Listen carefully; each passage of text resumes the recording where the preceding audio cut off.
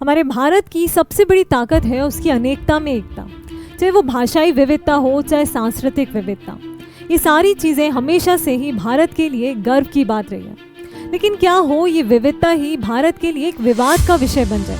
बीते कई दिनों से भारत में भाषा को लेकर अलग अलग हिस्सों में विवाद उठ रहा है। क्या है विवाद, ये जानने से पहले मैं आपको एक वीडियो दिखाना चाहती हूँ। ये वीडियो है कर्नाटका का।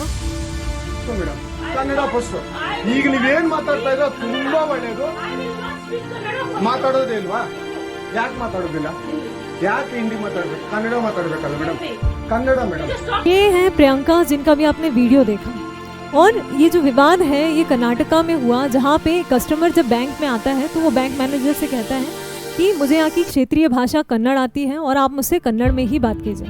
तब प्रियंका का कहना था कि मुझे हिंदी और इंग्लिश ये दोनों भाषाएं आती हैं, मैं हिंदी में बात कर सकती हूँ लेकिन कन्नड़ में नहीं कर सकती। उसके बाद ये जो वीडियो है वो काफ़ी ज़्यादा वायरल हुआ भाषा को लेकर, और आखिरकार प्रियंका को कन्नड़ में माफ़ी मांगनी पड़ी और SBI के द्वारा उनका ट्रांसफ़र भी कर दिया गया। एक और विवादित जो है वीडियो कुछ दिनों पहले सामने आया था, जिसमें हिंदी मराठी बोल नहीं आता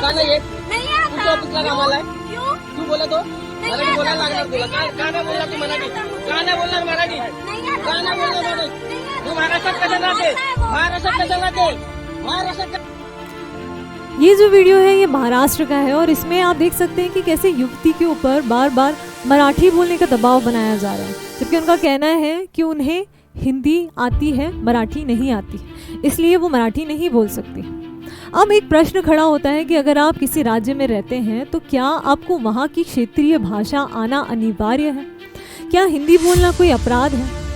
यहाँ पे जो पूरा बैंक का विवाद था उसमें आपको क्या लगता है, प्रियंका सही थी या वो जो कस्टमर था वो सही था?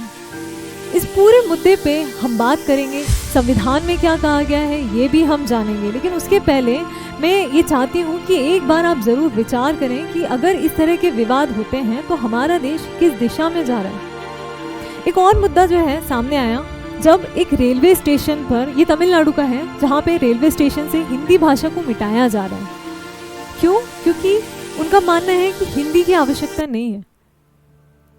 इस तरह की चीज़ें जो हैं ये काफ़ी ज़्यादा देश में हो रही है, भाषा को लेकर विवाद हो रहा है। जबकि अगर हम संविधान की बात करें तो हमारे संविधान में हर भाषा का पूरी तरीके से सम्मान किया गया है। संविधान की 8वीं अनुसूची में कुल 22 भाषाओं को उल्लेख किया गया है और हर भाषा को पूरा सम्मान दिया गया है। भारत में 22 भाषाएं हैं, 121 से अधिक क्षेत्रीय भाषाएं और न जाने कितनी बोलियां हैं, और यही भारत की सबसे बड़ी ताकत है और हमेशा से रही है। लेकिन क्या क्षेत्रीय स्तर पर इस तरह से भाषा को लेकर विवाद करना कितना सही है? आज भारत जो है विश्व की सबसे बड़ी शक्ति बन सकता है। अभी कल ही हमने देखा कि भारत जो है पूरे विश्व की चौथी बड़ी अर्थव्यवस्था बन चुका है, उसने जापान को पछाड़ दिया है। अगर हम देखें मिजोरम जो राज्य है वो पूर्ण साक्षर जिला घोषित कर दिया है उसने खुद को।